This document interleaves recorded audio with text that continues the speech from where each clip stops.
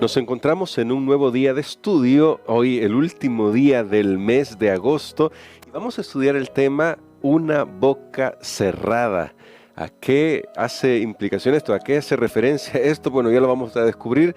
Hay algunos consejos y algunos principios que vamos a aprender y definitivamente tal vez no sea fácil, pero siempre será el mejor camino a seguir porque nuestro Dios nos está dando su dirección. Vamos a orar para poder hacer nuestro estudio de hoy.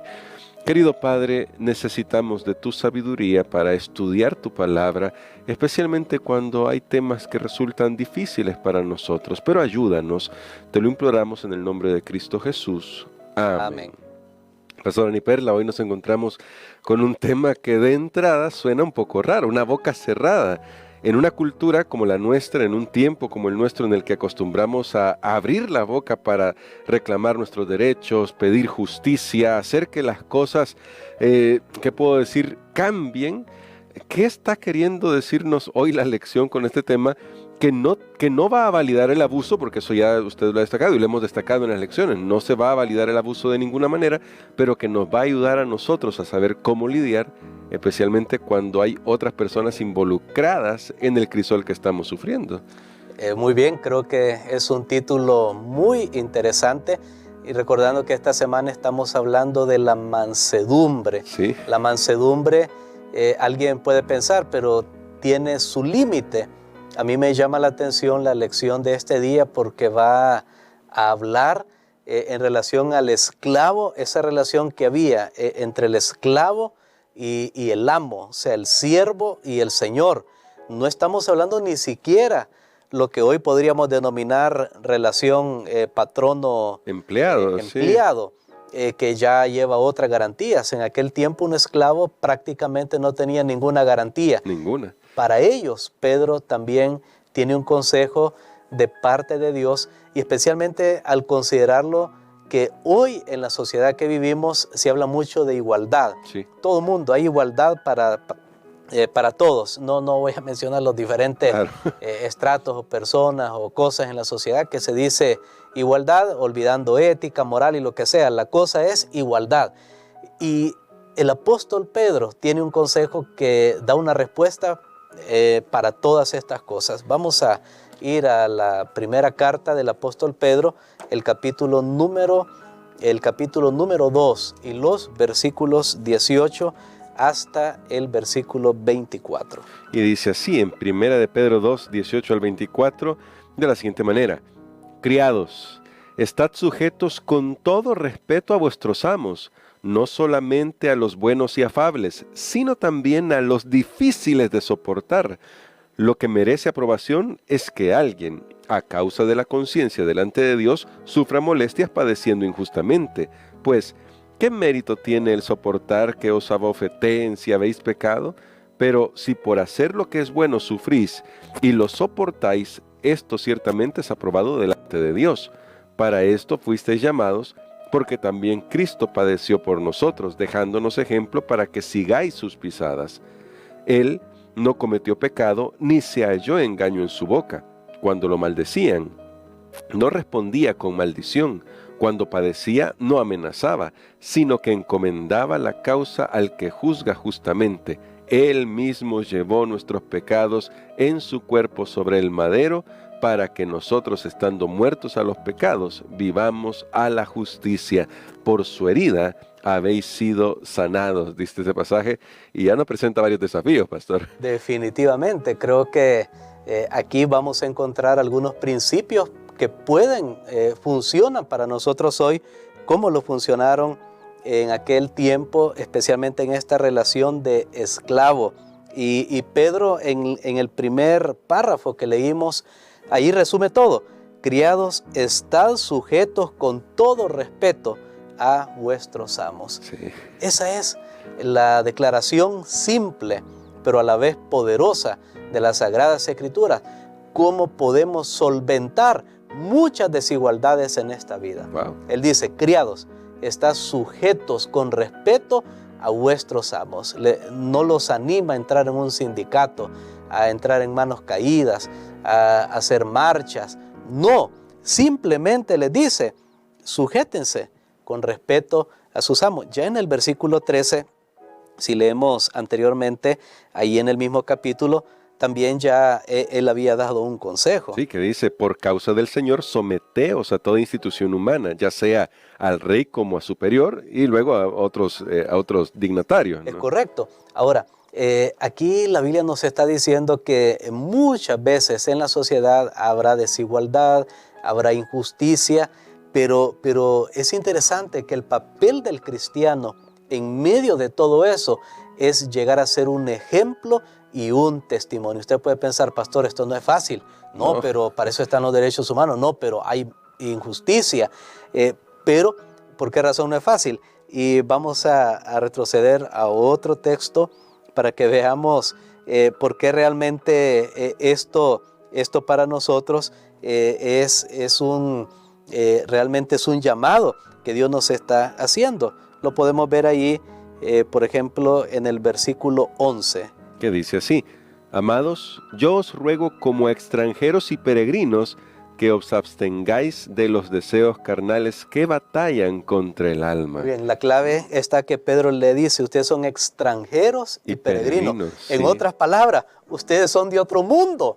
Eso es como que le digan en términos modernos, o sea, es ser extraterrestre, un alien, un extraterrestre.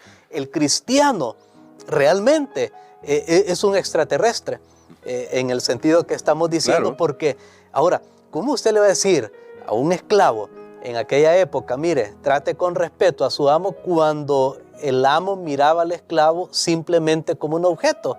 Y Pedro le da esos consejos. Bueno, aquí es donde entra el tema de la mansedumbre. Noten que ahora nosotros no estamos en una relación de esclavo-amo. Básicamente la esclavitud, como se dio en aquellos tiempos, pues ha sido eliminada en la mayoría de lugares. Pero entonces sucedía algo en la iglesia. Como los dones espirituales sí no conocen estrato, Dios le da los dones a quien Él quiere. Así es. Entonces imaginemos en la iglesia cristiana un escenario. Ok, ahí el esclavo llega a ser un líder de la iglesia, digamos que es el anciano de la iglesia. Pero el que es el amo simplemente es un miembro de la iglesia y colabora. Ahora, ese esclavo podría llegar a pensar, como yo en la iglesia, digamos que tanto el amo como el esclavo se convirtieron al Señor y los dos están en la iglesia. Entonces podría llegar a pensar, bueno, como yo en la iglesia soy el líder y aunque mi amo pues es mi amo, pero como él no es el líder en la iglesia, yo en el trabajo me voy a comenzar a comportar como que si pues yo no tengo que obedecer. Ese problema se estaba dando, porque de hecho se cree que la mayoría de los cristianos en el primer siglo eran esclavos. Recordemos que Roma era una sociedad donde la esclavitud estaba muy esparcida, muy arraigada en la cultura, y de hecho eso lo dice el apóstol Pablo. No vamos a leer el texto, pero en 1 Corintios capítulo 1 y versículo 26, él les dice, y ahora podemos entender por qué dice eso. Dice, ustedes no son muchos nobles, no somos muchos sabios. O sea, los que estamos siguiendo al Señor no somos de la nobleza. O sea, eran personas del estrato de la sociedad que se podría considerar que eran los esclavos. Pero ahora, ¿qué les dice Pedro? Miren, ustedes compórtense de una manera diferente. Y sé que este consejo es tan importante, hermano Gerson, para hoy, porque muchas personas dicen, no, yo no me someto hoy a nadie. Ya leímos que Pedro dice, sométanse a toda autoridad, incluso aunque no tenemos la relación amo-esclavo. Ahora puede ser empleador o patrono y empleado, pero hay muchos que ni aún quieren obedecer a sus jefes, a sus empleadores, quieren hacer lo que ellos quieren. Y eso es incorrecto, Pedro da dos razones para hacer esto, porque usted dice, esto es demasiado difícil de soportar. ¿Cómo yo voy a vivir en ese estilo de obediencia y respeto en medio de las dificultades? Entonces Pedro da, al menos yo lo puedo resumir, en dos razones. Número uno, Pedro le dice, ustedes fueron llamados a esto. ¿Llamados a qué? Fueron llamados a la salvación, fueron llamados a dar testimonio. Y número dos, pone el ejemplo de Jesús. Cómo Jesús soportó cuando él fue maltratado. Es más, Pedro ahí usa una palabra que nosotros lo podemos traducir como calcar, cuando él dice que él nos dejó ejemplo. Wow. Es como cuando uno pone una hoja y debajo está el dibujo, entonces uno comienza a seguir la figura en la hoja que está en blanco, usted está calcando. Y entonces yo llegué a una conclusión: si usted y yo no podemos tener ese tipo de respeto para aquellos que estén en un nivel, no importa qué estrato de la sociedad sea, hogar, iglesia, trabajo, sociedad, si no podemos nosotros aún soportar el agravio de alguien que esté por alguna razón encima de nosotros, no somos seguidores de Cristo Jesús. Wow. Podemos estar engañándonos, creyendo que somos cristianos, pero somos de aquello. No, a la primera, el que me dice algo, a la primera yo reacciono, soy vengativo, me hacen algo, yo hago también. No somos de Cristo, así de sencillo, porque si lo estamos calcando a Él, vamos a tener ese tipo de resistencia en medio de las pruebas. Bueno, es la mansedumbre de la que estamos hablando. Pastor, y lo que resulta impresionante en el texto es que todavía Pedro aclara no solo con los que son buenos amos, sino también especialmente con aquellos que no son buenos amos, que son realmente amos que seguramente habrían maltratado a su siervo. Pastor, en este sentido, me gustó el texto que se citaba de somos peregrinos y extranjeros. ¿Cómo podemos vivir cada día recordando que este no es nuestro mundo? Es decir, vivimos tan aferrados a las cosas que hay aquí en este mundo que justamente por eso queremos hacer las cosas y arreglar las cosas a nuestra manera, porque creemos que es nuestro deber y nuestra, ¿qué puedo decir? Nuestra decisión de poder decir, vamos a solucionar las cosas aquí. ¿Cómo vivir con esa perspectiva de que realmente no pertenecemos a este mundo? Bueno, creo que el cristiano siempre tiene su mirada puesta en Cristo Jesús. Y en este pasaje que hemos leído, el gran interés de Dios no es poner orden en la sociedad. De hecho, algunos han notado que en la Biblia no hay, en el Nuevo Testamento, imagínense si la mayoría de los cristianos eran esclavos. Eran esclavos. Ahí podemos ver nosotros que ellos pues tuvieron que soportar y obedecer a sus amos muchas veces y aún así seguir siendo cristianos. Pero es que el gran propósito de Dios no es que la igualdad, que los derechos, que no sé qué. No, aquí en este mundo. En esta tierra. Uh-huh. El gran propósito de Dios era que el cristiano, siendo esclavo, fuera fiel, fuera íntegro. Ese es el propósito de Dios para nuestra vida. Que de paso, nunca vamos a sufrir como Jesús sufrió. Sí, no, es cierto nunca. Que sufrimos, pero jamás el sufrimiento de Cristo. Pero participar del sufrimiento de Cristo requiere algo. Y esto es lo que quiero destacar. 2 veces se menciona una palabrita, no en español, pero vamos a ver dónde está ubicada esta palabra y vamos a decir cuál es la palabra que usa Pedro. Y vamos a leer el versículo 19 y 20. Que dice así: lo que merece aprobación es que alguien, a causa de la conciencia delante de Dios, sufra molestias padeciendo injustamente. Pues, ¿qué mérito tiene el soportar que os abofeteen si habéis pecado? Pero si por hacer lo que es bueno sufrís y lo soportáis, esto ciertamente es aprobado delante de Dios. Muy bien. Ahí la palabra aprobación realmente no es esa la palabra que usa Pedro, sino que él usa la palabra gracia. Y es interesante cuando uno va al texto griego y ahí Pedro dice claramente, y esto ciertamente, por ejemplo, al final del versículo 20, y esto ciertamente es gracia delante de Dios. Eso cambia bastante. Eso cambia realmente el panorama. Es que es la gracia de Dios, el saber lo que Dios hizo en mi vida, por qué yo puedo perdonar, porque Cristo me perdonó también, porque Él me dio su gracia.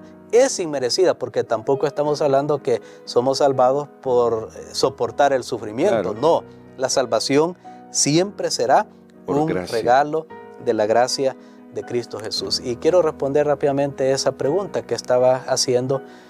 Pareciera que ni Jesús, ni Pedro, ni Pablo dieron un mandato específico de terminar con la esclavitud. ¿No? El consejo que dieron ellos al esclavo fue esto que vemos en Pedro. Bueno, respeten a sus amos, pero también Pablo y todos ellos hablan a los amos y se traten bien, claro, a sus siervos.